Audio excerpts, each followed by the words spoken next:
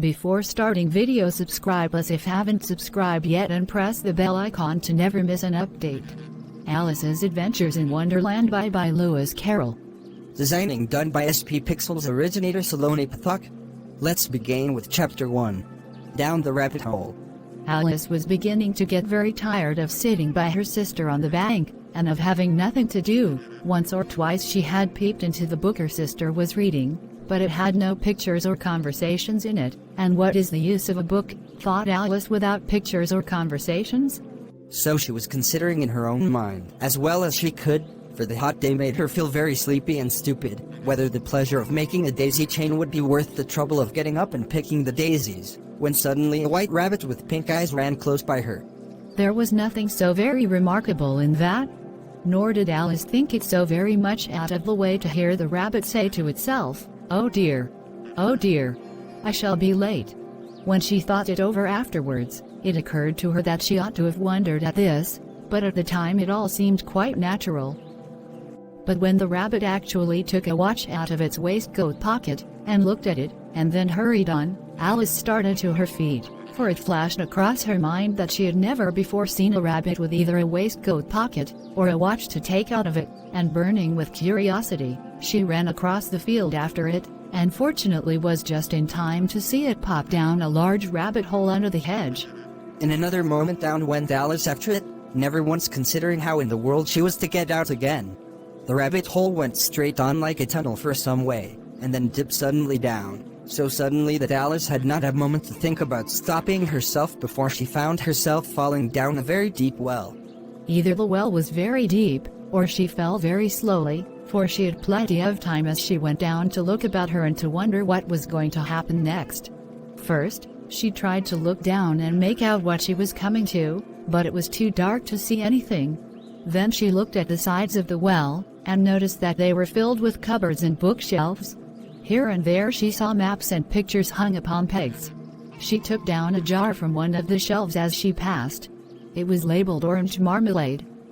But to her great disappointment it was empty. She did not like to drop the jar for fear of killing somebody underneath, so managed to put it into one of the cupboards as she fell past it. "Well," thought Alice to herself, "after such a fall as this, I shall think nothing of tumbling downstairs. How brave they'll all think me at home. Why, I wouldn't say anything about it, even if I fell off the top of the house." Which was very likely true. Down, down, down. Would the fall never come to an end? "I wonder how many miles I'd fallen by this time?" she said aloud. "I must be getting somewhere near the center of the earth. Let me see, that would be 4,000 miles down, I think." For, you see, Alice had learnt several things of this sort in her lessons in the schoolroom, and though this was not a very good opportunity for showing off her knowledge, as there was no one to listen to her, still it was good practice to say it over. "Yes, that's about the right distance, but then I wonder what latitude or longitude I've got to." Alice had no idea what latitude was, or longitude either, but thought they were nice grand words to say. Presently she began again. "I wonder if I shall fall right through the earth. How funny it'll seem to come out among the people that walk with their heads downward. The antipathies, I think." She was rather glad there was no one listening, this time, as it didn't sound at all the right word. "But I shall have to ask them what the name of the country is, you know. Please, ma'am, is this New Zealand or Australia?" And she tried to curtsy as she spoke. Fancy curtsying as you're falling through the air. "Do you think you could manage it? And what an ignorant little girl she'll think me for asking. No, it'll never do to ask. Perhaps I shall see it written up somewhere." Down, down, down. There was nothing else to do, so Alice soon began talking again. "Dinah'll miss me very much tonight, I should think. Dinah was the cat. I hope they'll remember her saucer of milk at tea time. Dinah, my dear, I wish you were down here with me. There are no mice in the air, I'm afraid, but you might catch a bat, and that's very like a mouse, you know. But do cats eat bats, I wonder?" And here Alice began to get rather sleepy, and went on saying to herself, in a dreamy sort of way, "Do cats eat bats? Do cats eat bats? And sometimes, do bats eat cats?" For, you see, as she couldn't answer either question, It didn't much matter which way she put it.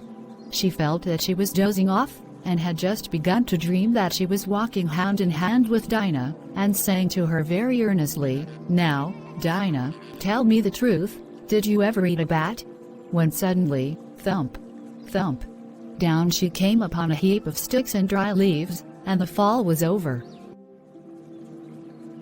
Alice was not a bit hurt, and she jumped up onto her feet in a moment. She looked up, but it was all dark overhead. Before her was another long passage, and the white rabbit was still in sight, hurrying down it. There was not a moment to be lost. Away went Alice like the wind, and was just in time to hear it say, as it turned a corner, "Oh my ears and whiskers, how late it's getting."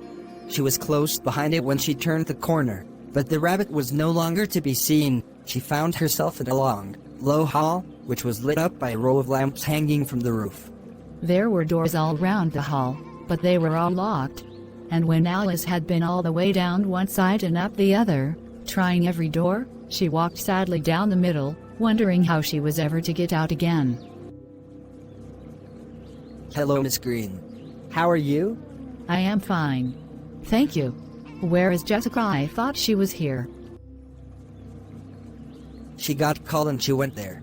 Me and Jessica were talking about Down the Rabbit Hole, Alice's Adventures in Wonderland by Lewis Carroll." "Oh, nice." Few moments later, Damien told story to Miss Green till wondering how Rabbit was ever get out from there. Suddenly she came upon a little three-legged table, all made of solid glass. There was nothing on it except a tiny golden key, and Alice's first thought was that it might belong to one of the doors of the hall.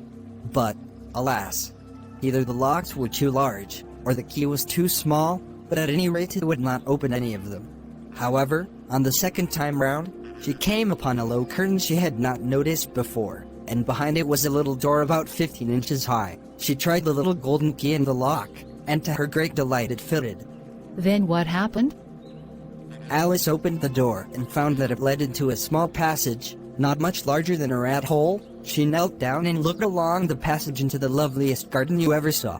How she longed to get out of that dark hall, and wander about among those beds of bright flowers and those cool fountains. But she could not even get her head through the doorway.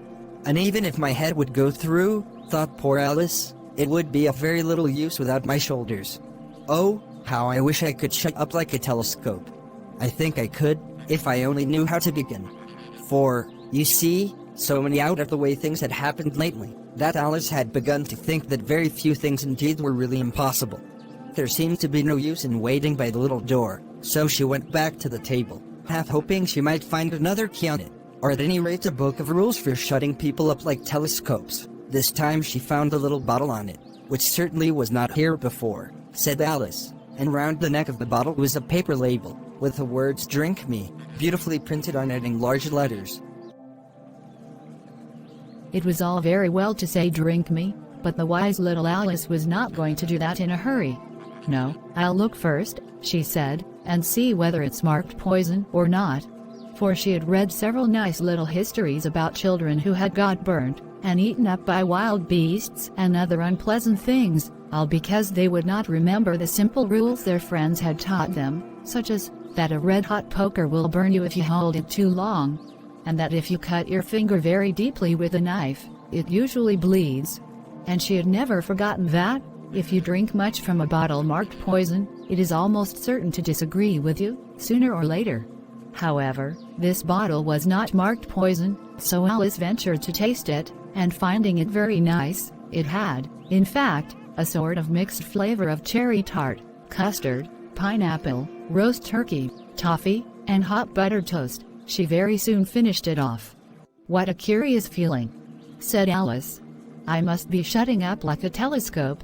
And so it was indeed. She was now only 10 inches high, and her face brightened up at the thought that she was now the right size for going through the little door into that lovely garden. First, however, she waited for a few minutes to see if she was going to shrink any further. She felt a little nervous about this. "For it might end, you know," said Alice to herself, "in my going out altogether, like a candle. I wonder what I should be like then?" And she tried to fancy what the flame of the candle is like after the candle is blown out, for she could not remember ever having seen such a thing. After a while, finding that nothing more happened, she decided on going into the garden at once. But, alas for poor Alice. When she got to the door, she found she had forgotten the little golden key, and when she went back to the table for it, she found she could not possibly reach it. She could see it quite plainly through the glass, and she tried her best to climb up one of the legs of the table, but it was too slippery. And when she had tired herself out with trying, the poor little thing sat down and cried. "Come, there's no use in crying like that," said Alice to herself, rather sharply. "I advise you to leave off this minute." She generally gave herself very good advice, though she very seldom followed it, and sometimes she scolded herself so severely as to bring tears into her eyes. And once she remembered trying to box her own ears for having cheated herself in a game of croquet she was playing against herself, for this curious child was very fond of pretending to be two people. "But it's no use now," thought poor Alice, "to pretend to be two people. Why, there's hardly enough of me left to make one respectable person." Soon her eye fell on a little glass box that was lying under the table. She opened it, and found in it a very small cake, on which the words "Eat me" were beautifully marked in currants. "Well, I'll eat it," said Alice, "and if it makes me grow larger, I can reach the key. And if it makes me grow smaller, I can creep under the door. So either way I'll get into the garden, and I don't care which happens." She ate a little bit, and said anxiously to herself, "Which way? Which way?" holding her hand on the top of her head to feel which way it was growing, and she was quite surprised to find that she remained the same size. To be sure, this generally happens when one eats cake, but Alice had got so much into the way of expecting nothing but out-of-the-way things to happen, that it seemed quite dull and stupid for life to go on in the common way. So she set to work, and very soon finished off the cake. "Oh great, you also know many things about rabbit holes. Nice to talk to you, Miss Green." I also felt good to talk to you, Damien. Time to go home. See you later, Damien. Kayo. Hoping you liked the story. Do like, share and subscribe our channel to know more stories like this. See you in next video.